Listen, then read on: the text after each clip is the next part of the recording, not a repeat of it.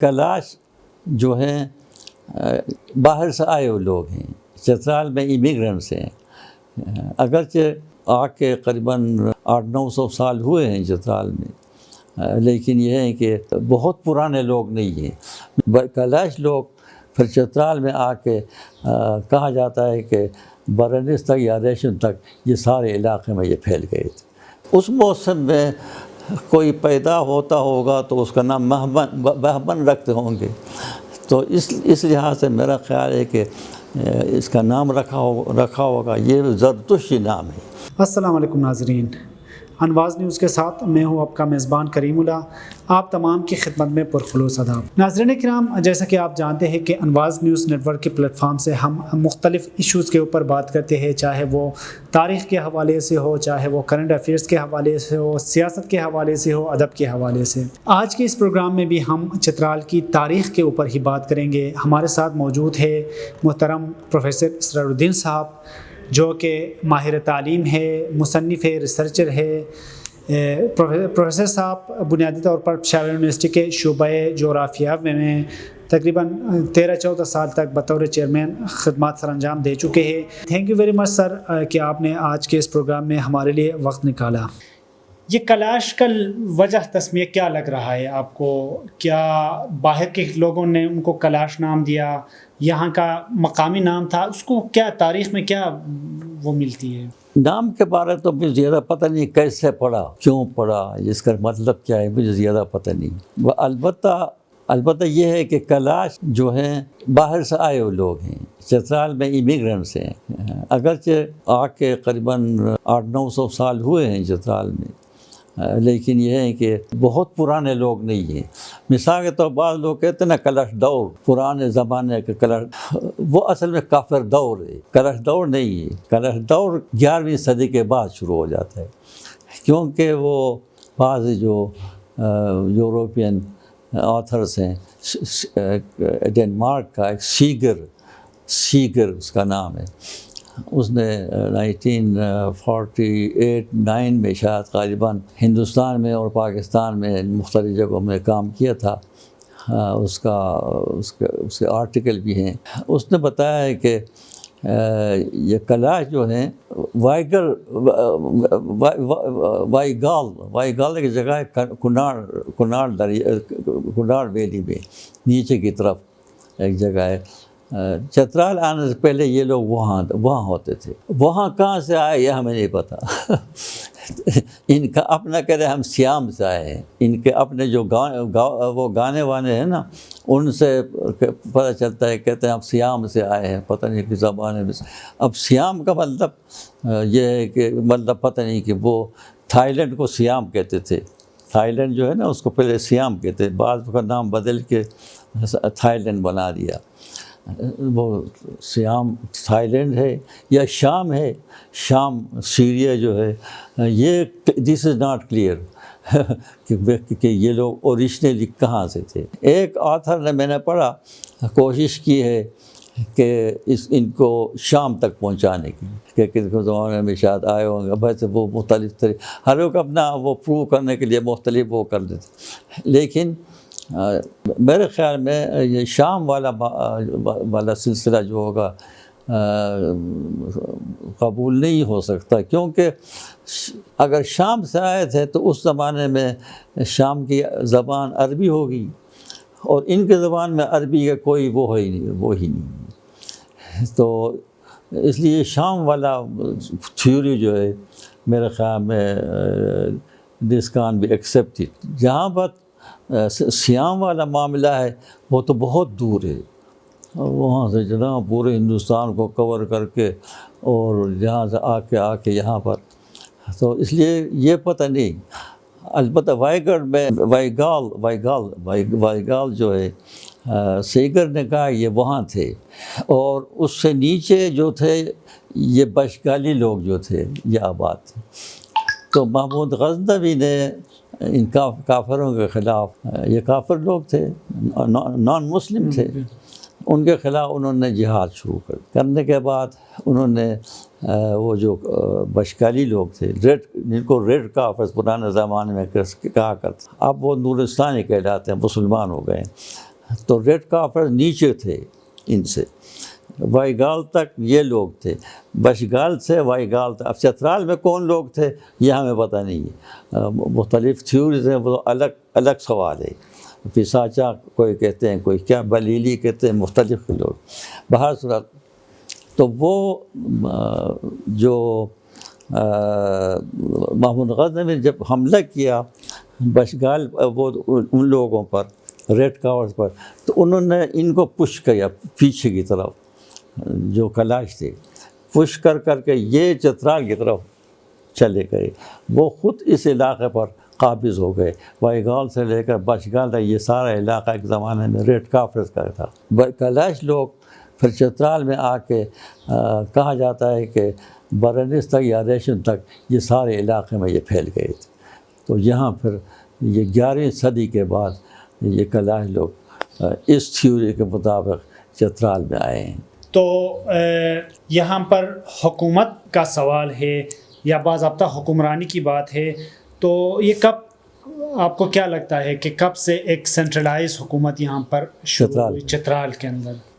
پورے چترال پر تو سینٹرل ایک حکومت بعد میں آئی ہے۔ لگتا ہے کہ مختلف علاقوں کے اپنے ایک پرنسپیلٹیز ہوں گے ایک پرانے زمانے میں۔ مثال کے طور پر مستوج کا علاقہ الگ ہوگا، اور ترک و ملک کا علاقہ الگ پرنسپیلٹی ہوگا، لوور چترال کا الگ پرنسپیلٹی ہوگا، اور لوور چترال کا خاص طور پر جب سے کلاش آئے کافی حد تک کلاش کے انڈر ہی رہا۔ لیکن کلاش کا مسئلہ یہ تھا کہ وہ سینٹرلائز حکومت نہیں کرتے تھے، مختلف جگہ اپنے بچوں میں تقسیم کرتے تھے۔ مثال پر دروج میں کوئی ایک کلاش حکمران ہے، چترال میں کوئی ایک ہے، ادھر بروز میں ایک اور ہے، کلاش گھوم میں ایک اور ہے۔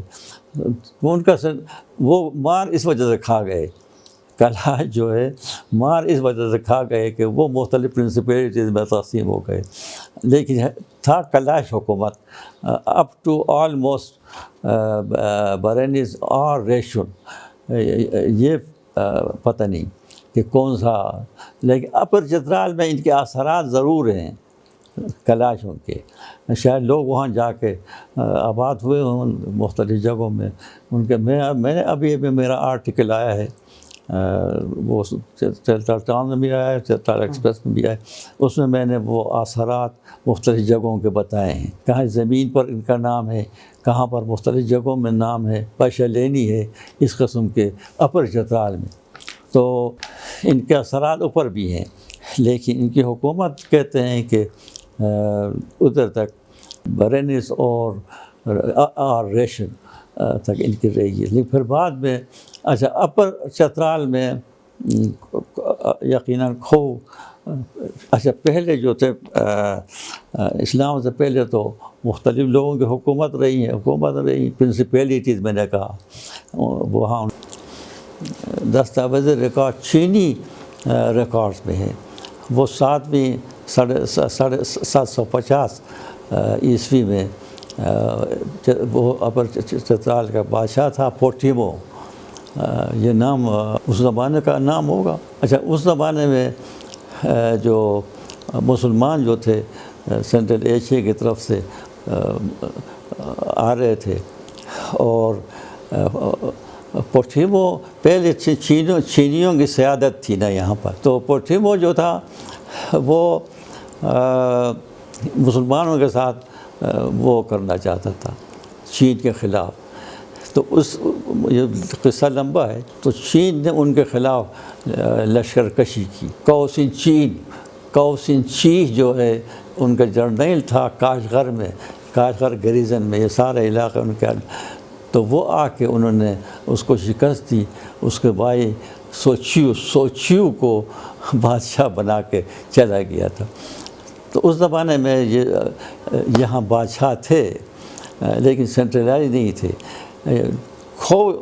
کھو نے آہستہ آہستہ پورے چترال پر قبضہ کر کے پورے چترال، پھر آگے جو ہے چقن سرائی تک، اس طرح گلگت تک چترال کے باؤنڈریز کو ایکسٹینڈ کر کے اس زمانے ان کی کٹور کے زمانے میں یہ جو ہے چترال وسیع ہو گیا تھا. فائنلی موجودہ چترال یہ رہا 1895 کے اس جنگ کے بعد وغیرہ. سر چترال میں ایک تو بہیمان کوہستانی کا تذکرہ ملتا ہے، دوسرا سمالک کا ملتا ہے.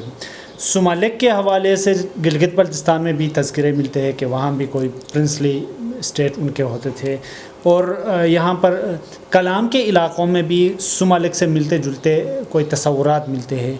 تو کیا یہ دونوں افسانوی کردار تھے یا ان کا کوئی وجود تھا، کچھ حکمرانی تھی؟ کیا خیال ہے آپ کا سر؟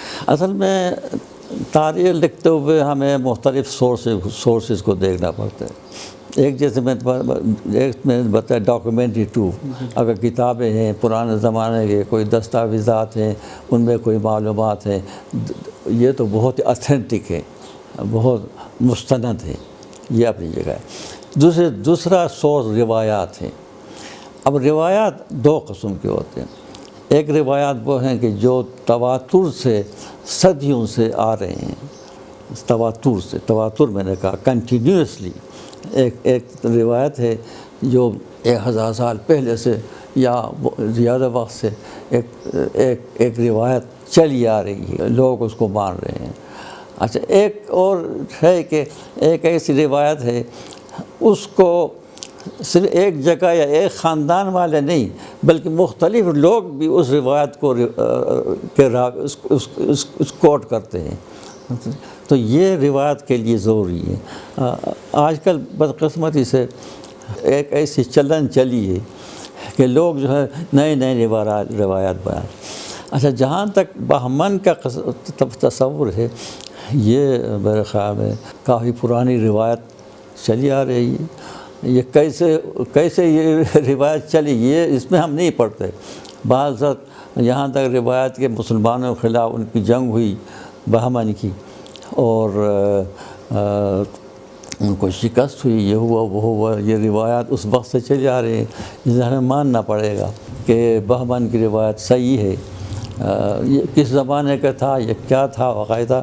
تو چونکہ مسلمان جب آئے تھے وہ ڈیٹ معلوم ہے، تو اس لیے اس ڈیٹ سے کے حوالے سے ہم بتا سکتے ہیں کہ اس زمانے میں بہمن بھی تھے. اچھا، باقی وہ کیا تھے، کون سا مذہب رکھتے تھے، اس کے بارے میں مختلف لوگوں نے کہ مختلف وہ رائے ہیں. کوئی کہتے ہیں بدھ مت کا تھا، کوئی کہتے ہیں ہندو مت کا تھا. لیکن میرا اپنا خیال یہ ہے کہ بہمن جو نام ہے یہ زرتشتی نام ہے. بہمن زرتشت جو لوگ تھے مختلف چیزوں کے حوالے سے موسموں کے نام رکھتے تھے. مثلا نباتات کے حوالے سے، پانی کے حوالے سے، معدنیات کے حوالے سے، حیوانات کے حوالے سے. اب حیوانات کے لحاظ سے جو موسم تھا اس کو بہمن کہتے تھے. جس طرح نوروز میں جو پیدا ہوتا ہے اس کو ہم نوروز کہتے ہیں نا، عموماً نوروز خان یا محمد نوروز اس قسم نام تو عام ہے. تو یہ مجھے لگتا ہے کہ اس موسم میں کوئی پیدا ہوتا ہوگا تو اس کا نام بہمن رکھتے ہوں گے. تو اس لحاظ سے میرا خیال ہے کہ اس کا نام رکھا ہوگا. یہ زرتشتی نام ہے، اور اس لیے میں سمجھتا ہوں شاید وہ زرتشت مذہب یہاں جیسے میں نے بتایا اس کے اثرات تھے، اور یہ شاید زرتشت مذہب سے تعلق رکھتا ہوگا. تو میرے خیال میں یہ کوئی فرضی نام نہیں، باقاعدہ روایتی نام ہے، اور صحیح فگر ہوگا. یہ صحیح فگر ہوگا. باقی سمالک کے بھی روایات میں بہت مضبوط روایات ہیں. جیسے آپ نے بتایا کہ گلگت وغیرہ میں سمالک، اور تنگیر وغیرہ میں شاید تنگیر میں، اور یہ کلام کے علاقے جہاں بھی سمالک، اور چترال میں تو ہے ہی. اور یہاں تک کہ زوندرے قوم جو ہیں اس کو اپنا جد امجد سمجھتے ہیں کہ وہ ہمارے بڑے تھے. تو اس لیے یہ البتہ یہ بات کہ یہ جو مختلف جگہوں میں جو سمالک نام بتاتے ہیں، جس ایک سمالک تھا یا مختلف سمالک تھے، یہ الگ کوشچن ہے. اس کے بارے میں ہم کہہ نہیں سکتے. البتہ یہ ہو سکتا ہے کہ اس کی حکومت اتنی وسیع تھی کہ ادھر گلگت تک، ادھر تانگیر تک، چترال میں شمالی چترال تک اس کی حکومت پھیلی ہوگی۔ ایک صورت یہ ہے۔ دوسری صورت یہ ہے کہ مختلف ممالک ہوں گے، مختلف نام، کسی بڑے کے نام پر دوسرے، یہاں تک کہ ہم نے سنا کہ کلاشوں میں ایک ممالک تھا۔ کلاش والے عموماً کسی بڑے آدمی کا نام اپنے لوگوں کو رکھتے ہیں، تو یہ کلاش والا ممالک وہ ممالک نہیں ہے، کلاش والا دوسرا ممالک ہے جنہوں نے اس نام کو اڈاپٹ کیا ہے۔ تو میرے خیال میں یہ فرضی نام نہیں ہے، یہ بالکل میرے خیال صحیح نام ہوں گے۔ تھینک یو ویری مچ سر کہ آپ نے آج کے اس پروگرام میں ہمارے لیے وقت نکالا۔ ناظرین کرام، چترال کی تاریخ کے حوالے سے پروفیسر صاحب کی باتیں آپ نے سنی۔ آج کی جو یہ ایپیسوڈ ہے، خصوصی ایپیسوڈ، یہ آپ کو کیسا لگا؟ اپنے قیمتی آراء سے ہمیں نوازیے گا، اور اس کے ساتھ ہی اپنا میزبان کریم اللہ کو دیجیے گا اجازت۔ خدا حافظ و نگہبان۔